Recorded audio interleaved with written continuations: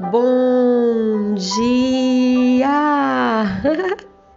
Tô aqui de novo para estar com você, porque hoje é quinta-feira, 24 de novembro de 2016. Eu sou a Bispa Virgínia Arruda e eu trago para você a palavra do dia. Hoje tem campanha dos 21 dias do jejum de Daniel na nossa igreja. Eu vou estar ministrando a palavra e eu espero você. A palavra do dia hoje está em Eclesiastes capítulo 4, a partir do versículo 1. Diz assim: Depois voltei-me e atentei para todas as opressões que se fazem debaixo do sol.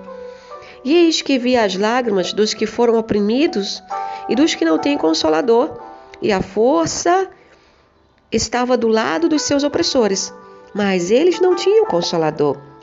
Por isso, eu louvei os que já morreram mais do que os que vivem ainda. É melhor que uns e outros, e aquele ainda não é. E melhor que uns e outros, e aquele ainda não é, que não viu as más obras do que fazem debaixo do sol. Versículo complicado, né? Palavras complicadas. Mas eu hoje quero falar sobre a autobiografia de mim mesma.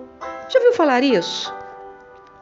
Passamos a vida inteira fazendo a autobiografia das pessoas, ou contando a vida das pessoas.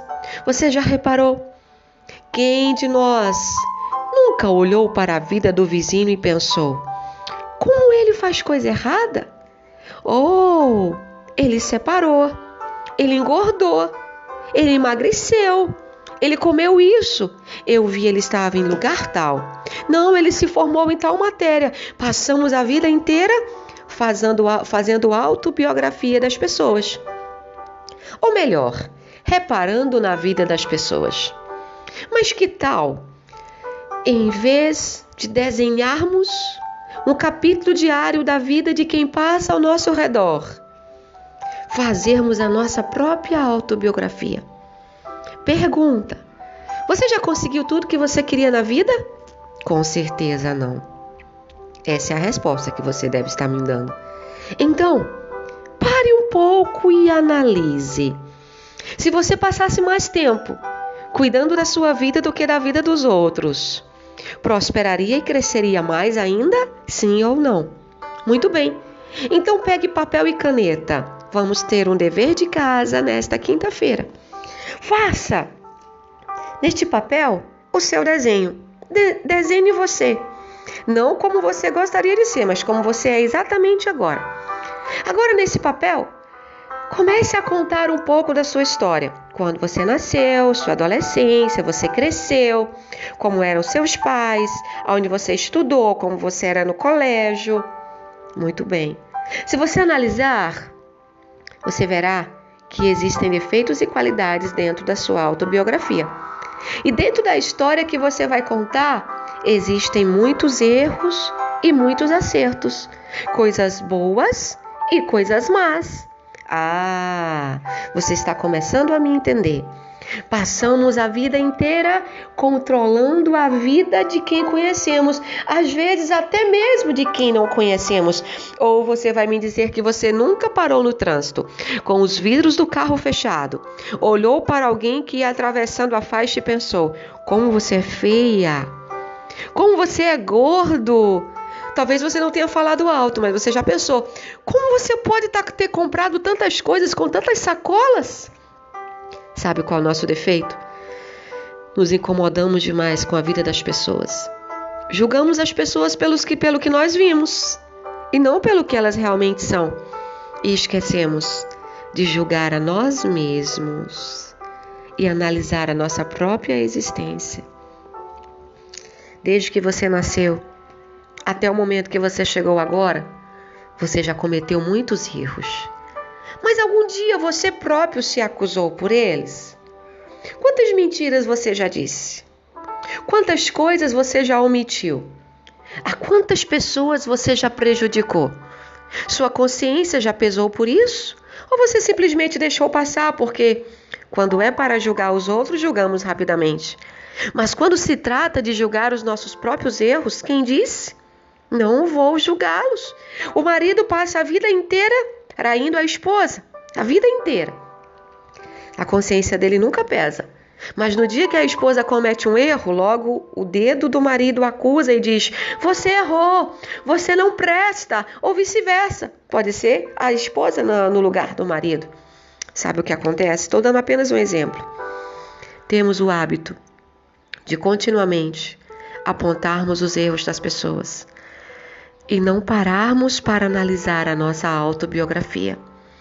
Quem de nós já pegou um livro e escreveu nele a sua própria história, sem omitir nada, com erros, defeitos e qualidades? Quase ninguém. Porque quando você vai falar de você, sabe o que você costuma fazer? Contar só as coisas boas. Se eu te perguntasse agora, quais são os seus defeitos?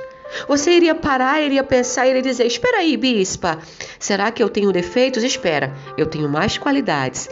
Temos o hábito de pensar apenas nas nossas qualidades, mas quando nos referimos às outras pessoas, apontamos primeiramente os seus defeitos. Mas o que eu quero dizer? Vamos começar a viver diferente a partir de hoje? Deus disse que nós não podemos julgar os outros. Será? Fulano separou, ciclano pecou, tal fulano fez isso, fez aquilo. Se passarmos mais tempo analisando os nossos erros e tentando nos consertar, do que o tempo que passamos observando a vida das outras pessoas, será que não vamos ter mais êxito? Será que a sua vida não está estagnada porque você esqueceu de cuidar dela? Existem pessoas que são tão fofoqueiras que elas passam a vida inteira cuidando da casa do vizinho ou do amigo, mas elas não cuidam da sua própria casa. E aí, como estão as suas roupas quando você vê que fulano é tão desorganizado, né? Que não organiza nem as próprias coisas. E o seu escritório, como é que tá? E a sua casa? E as suas roupas? Minha avó me dizia, quando eu era pequena: filha, você quer saber se alguém é próspero na vida e é organizado? Olhe como é a casa dele. Você quer saber se uma mulher é limpa? Vá na cozinha dela. Entre no banheiro. Peguei você. Talvez você olhe o defeito de todo mundo. Mas e os seus? Que tal se hoje, nessa quinta-feira, começarmos a nos corrigir? Sabia que tem pessoas que sofrem demais na vida porque elas falam muito? Existem pessoas que têm o defeito de falar tanto que elas não podem vir nada que elas já querem contar para alguém. Isso é defeito, não é qualidade. A Bíblia diz que o sábio, ele se apressa em escutar e ele é tardio em falar. O que você quer que Deus faça por você? Então posso te dar um conselho? Tudo é possível se você obedecer à voz do Senhor e estiver no centro da vontade dele. Mas organize a sua vida. Faça a sua autobiografia. Veja onde você precisa melhorar, porque todos nós temos algum ponto aonde precisamos melhorar. Vamos parar de olhar para a vida das pessoas, afinal de contas? Cada um cuida da sua vida, cada um paga suas contas. Ninguém no final do mês vem perguntar quanto você está devendo para pagar as contas que você tem. Então, cada um cuide do seu próprio umbigo. Cada um cuide do seu próprio nariz.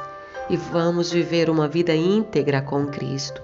Assim, não causaremos dano na vida das pessoas, porque se tem algo que destrói a vida de alguém, é uma fofoca, uma mentira ou uma calúnia. Que tal você trocar as mentiras, fofocas e calúnias por consertos em sua própria vida? Todas as vezes que você sentir vontade de falar mal de alguém, olhe para você mesmo. Veja em que área você está errando e precisa de conserto. Isso vai fazer bem para você. Vai te trazer crescimento espiritual, maturidade e muito mais da presença de Deus para a sua vida. Seja diferente. Em vez de acusar alguém, ajude. Em vez de matar alguém com palavras, dê a mão para essa pessoa. Pois Deus se agrada de quem tem piedade, de quem é misericordioso e de quem não aponta os erros do seu irmão. A própria Bíblia diz: como pode você tirar o cisco do olho do teu irmão quando tem uma trave inteira atravessada no teu olho? Vamos cuidar da nossa vida? Deixar o próximo cuidar da dele? É um conselho que eu dou para você nesta manhã. Afinal de contas, todos nós temos erros e temos qualidades. Temos defeitos que precisamos consertar. E isso vai de cada um de nós, da consciência. E se fizermos diariamente a nossa autobiografia, veremos exatamente aonde precisamos melhorar. Você não é melhor do que ninguém. Todos nós somos iguais. Quando morremos, vamos para o mesmo lugar. E se morremos com Cristo, iremos para o céu. E se morremos sem Ele, iremos para o inferno. Então, só existe uma escolha a se fazer: cuidar da minha vida e deixar a sua vida de lado. Afinal de contas, a salvação é individual. Que o Senhor te abençoe e te guarde. Que Ele faça resplandecer o rosto dele sobre você e te dê a paz. Amanhã, se o Senhor permitir, eu volto na palavra do dia.